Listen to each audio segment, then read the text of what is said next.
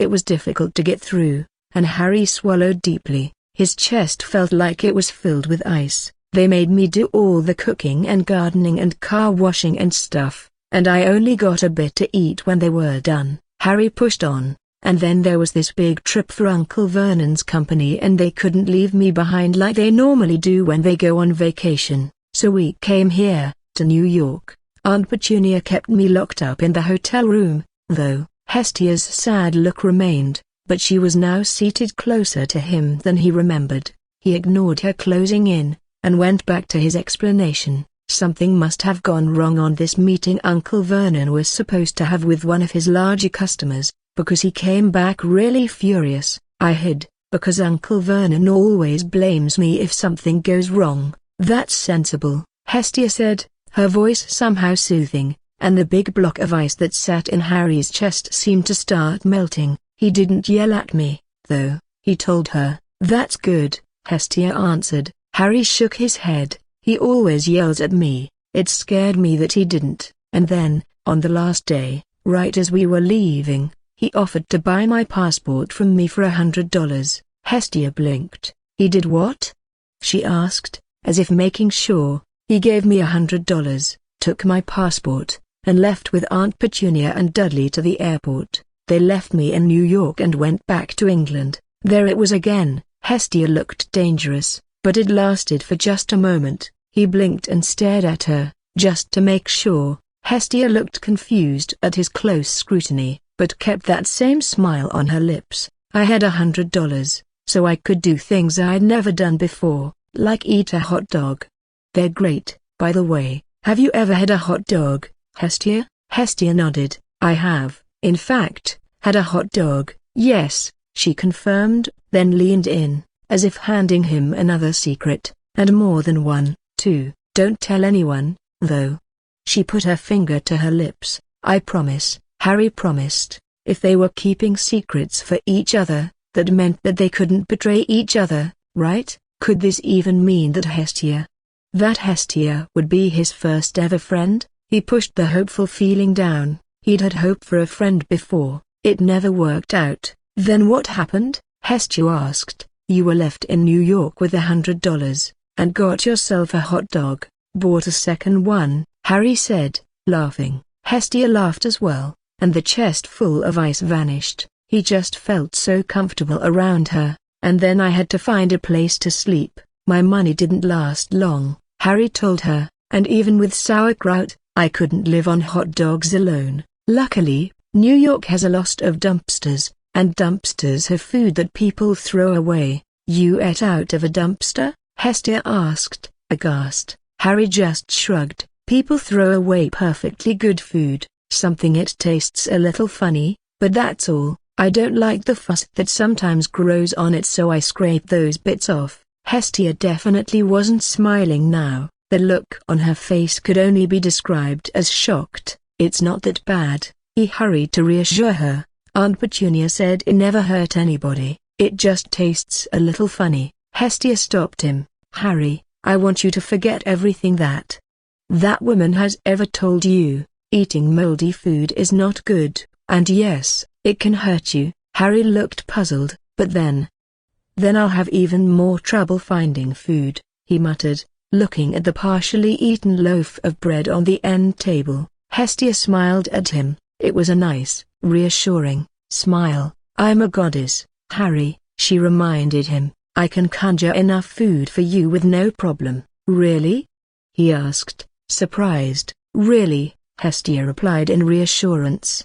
Best goddess ever, Harry declared in awe. Hestia flushed slightly, and looked away. I'm really not. Can you tell me the rest of the story, or would you like to eat first? Harry glanced at the bread. He'd eaten quite a bit of it and wasn't that hungry anymore. So I spent the next couple of weeks in New York, he said. The last couple of days there were only empty dumpsters. I guess trash day had come and I couldn't find much food. But then I found this really big building in the middle of Manhattan.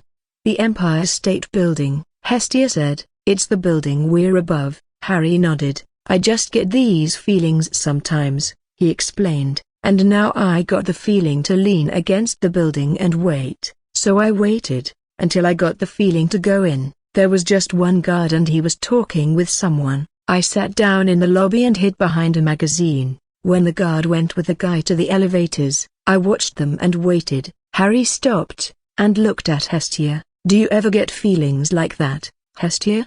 She smiled at him. "Sometimes." "Yes," she answered him. The guard stepped in the elevator and did something, but the next moment, someone came from the other elevator, called the guard, and started arguing with him. So I slipped into the elevator and pushed the big, red, shiny button that reads 600, and found myself here. Hestia was laughing softly. "Here is called Mount Olympus, the home of the gods," she explained. Hestia was laughing softly. "Here is called Mount Olympus, the home of the gods," she explained. "That's why everything's so pretty here," Harry said, as if it all made sense now. "Anyway, I tried to hide at first, but nobody seemed to care I was dressed the way I am." Hestia laughed softly again. "That is because it isn't unusual for a minor god, or a nymph, to be cursed or hexed into a vagabond look. You were probably assumed to be the victim of a hex or a curse, and on your way to get yourself straightened out. Some of the major gods sometimes even take on the role, just to play a joke on people. That would explain the strange looks, and the fact that nobody cared," Harry said. "Anyway, I looked through the city, but I couldn't find any trash cans or dumpsters, so I was still hungry. Unfortunately, the people that live in this city are all supernatural, gods, nymphs, and so forth. Anything that is left over is destroyed through magic," Hestia explained. "It saves the environment," Harry nodded, "and it leaves me hungry," he added, unable to stop himself. Hestia just laughed softly. "I doubt that we had "let's starve Harry" in mind when we started that policy," she said. He crossed his arms and leaned far back into the couch. "Maybe, you never know, though." She gave him the gentle smile of hers that warmed his insides. "Perhaps," she said, obviously humoring him. "Anyway, I was hungry, and I didn't have a place to spend the night. I first thought about the gardens, but they're really open. And then I found this area, and the streets were empty and the houses were covered in dust. So I picked a house at random and went in." "They're called temples, Harry, not houses," Hestia corrected. "They are where the gods live, as well as the attendants of the god that owns the temple." Harry nodded, only halfway listening. "So I pushed the doors open and it feels like Aunt Petunia's house, like I'm not wanted. It's nothing new. So I have a look around and see that there's this huge statue in the front hall. Strangely enough, it feels like it's the statue that doesn't want me in his house." Temple, Harry corrected. "So I offer Mr. Statue to clean his house." "Temple, Harry," Hestia said, a bit sternly. "I know it's a temple now, but I didn't know back then, and I said house to Mr. Statue."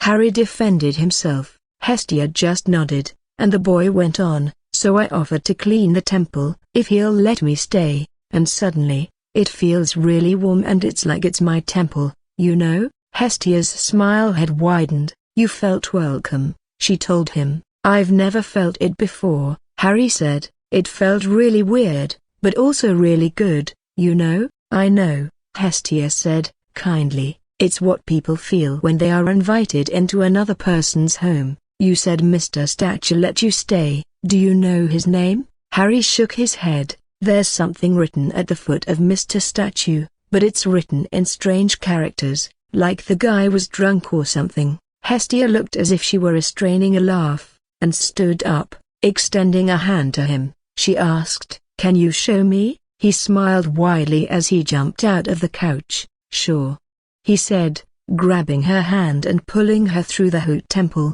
to the courtyard that held Mr. Statue. Thanks to the open floor plan, the light of the hearth was enough to allow Harry to see shapes and locations, but not enough to see details. By the time he and Hestia were standing in front of Mr. Statue, he could only see the outlines of it.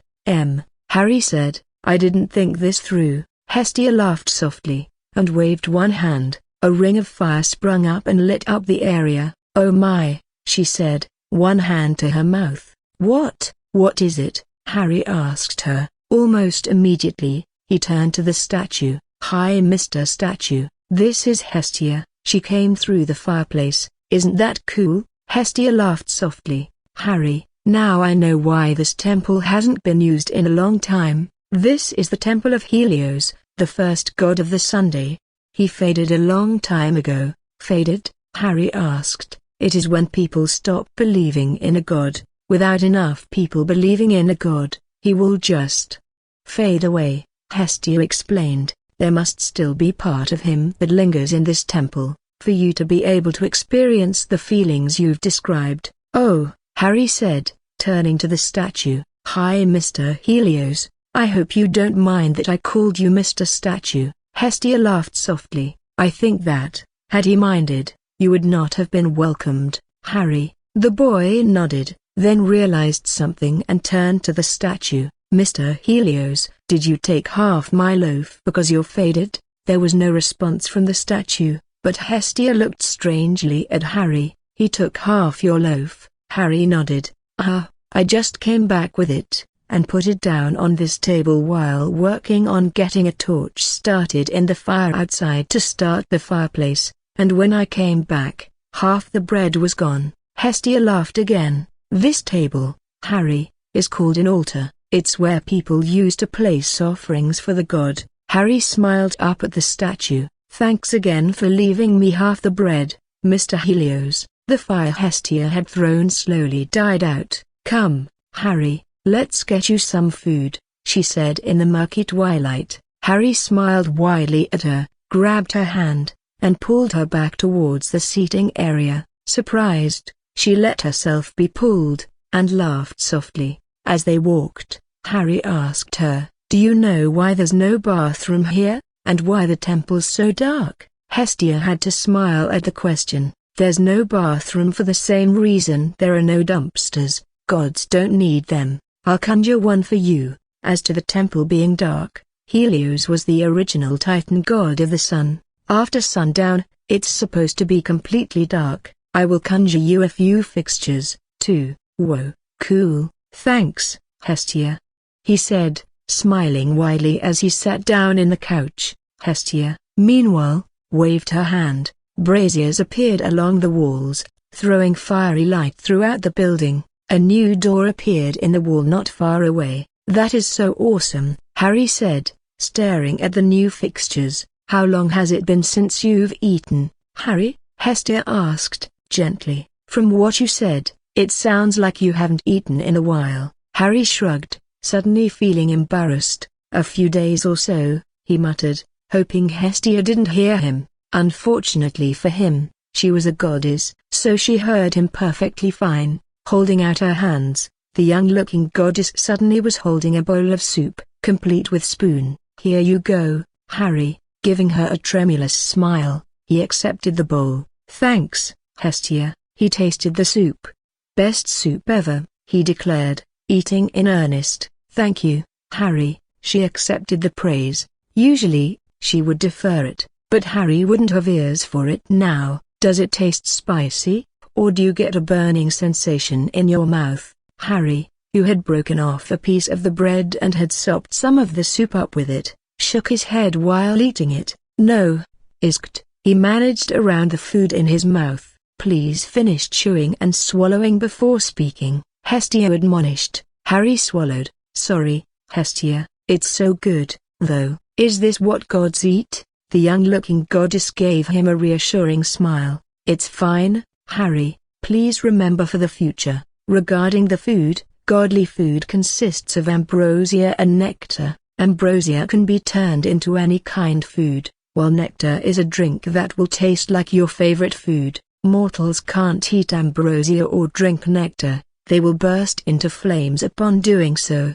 Harry, remembering her earlier warning, swallowed another mouthful of soup and bread. "That's too bad," he said. "Does ambrosia taste good?" Hestia looked at the soup. "Does the soup taste good? And the bread?" The young boy blinked, looked at the soup, then the bread, then her. "But, I thought you just said mortals would die from it." The small goddess smiled reassuringly at him. "There is a third category, Harry, demigods, the children of a god and a mortal. They can eat ambrosia and drink nectar, but in small quantities. It heals them to consume godly food, but again, only in small quantities. Since you didn't die from eating the bread, I assumed you were a demigod, but just to make sure, that soup has a very limited amount of ambrosia in it, enough that, if you were a full mortal, it would be incredibly spicy and your mouth would feel on fire, but not enough to kill you. Since you don't feel that way,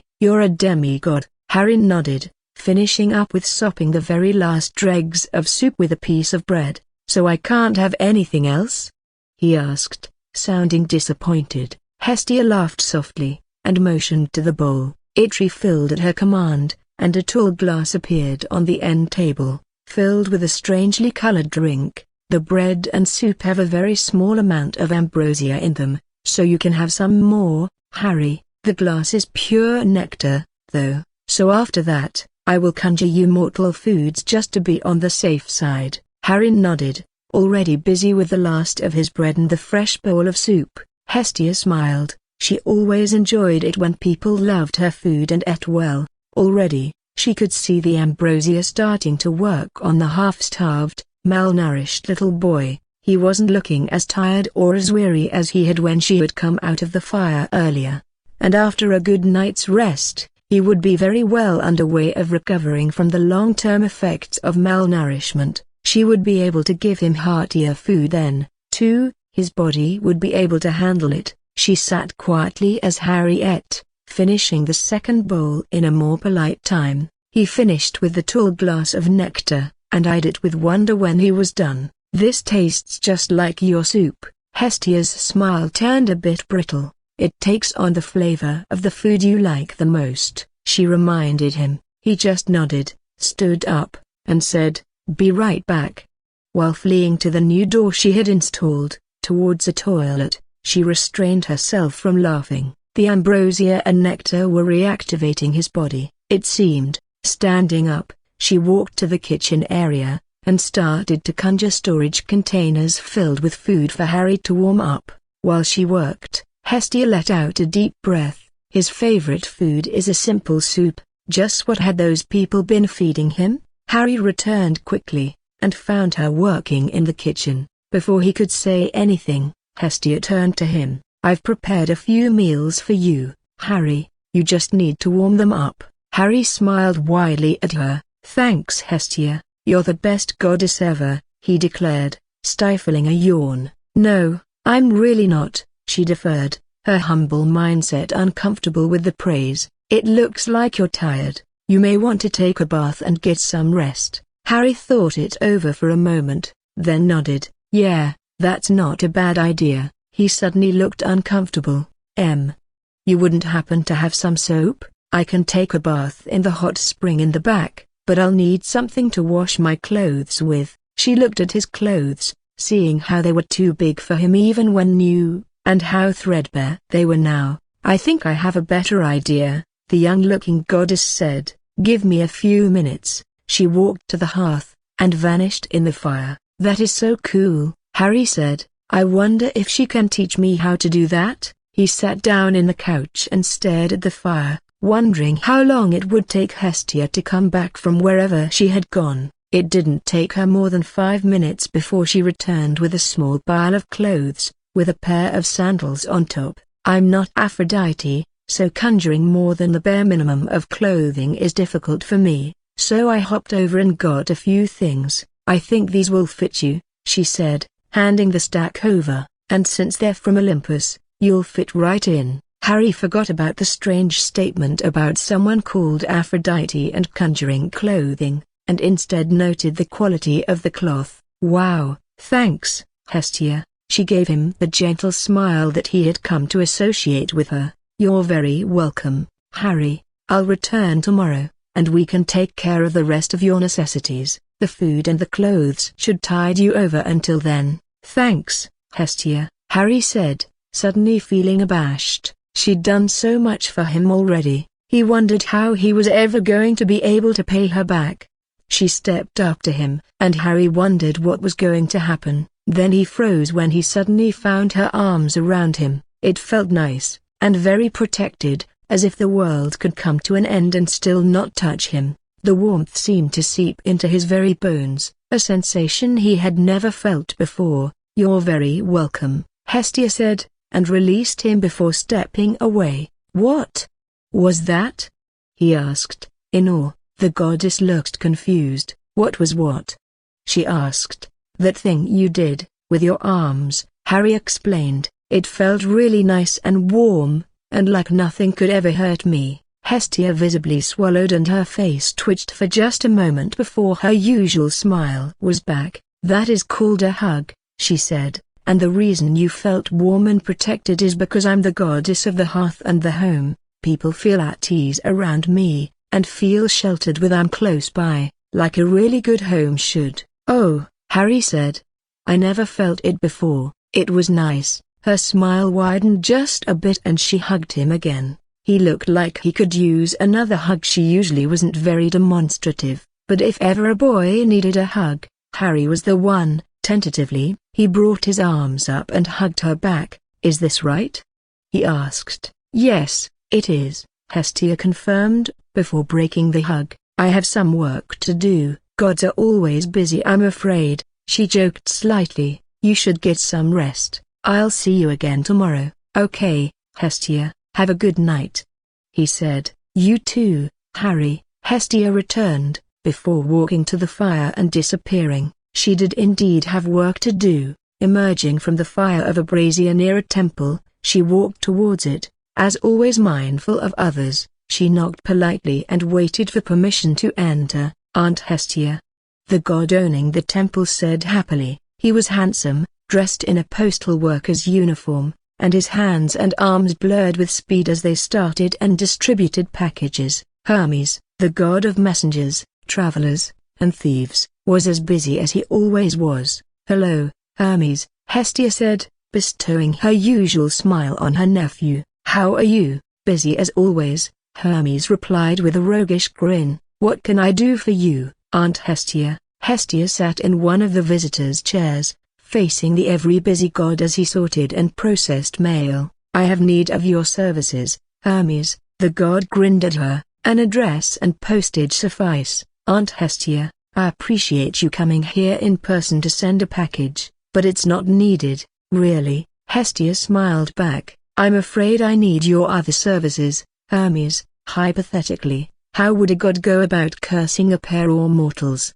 without falling foul of the non-interference law? That is, Hermes, startled, dropped the 3 packages that were in midair, caught the first 2 before they were halfway down, juggled them up, caught the third one before it would hit the floor, and managed to get all 3 onto a table. "You, Aunt Hestia, want to curse a mortal?" "Hypothetically," Hestia said, smiling faintly. "Hypothetically," Hermes replied. "It would depend on the reason." Hestia stood up, and paced. Hermes frowned. Hestia was the kindest, gentlest, and sweetest among them. Whoever had angered her would face the full wrath of Olympus if it came down to it. He considered telling her to just go for it, as Zeus would likely look the other way for her. Hypothetically, say I have met the acquaintance of a young mortal who was abused by his caregivers, Hestia said. Hypothetically, it would then depend on whether this your mortal is fully mortal or a demigod, Hermes said. Aunt Hestia tends the fire at camp. Maybe one of the demigods talked to her. If your mortal acquaintance is fully mortal, you'd have to be subtle. If he's a demigod, then the mortals taking care of him are already involved with us, and you have more leeway. Hypothetically, Hestia answered, looking at him. This mortal would be a demigod. Hermes swallowed. Definitely someone at camp. Then, it must be especially bad for her to react like this. How bad is it? He asked. Hestia was silent for a few moments. Hypothetically?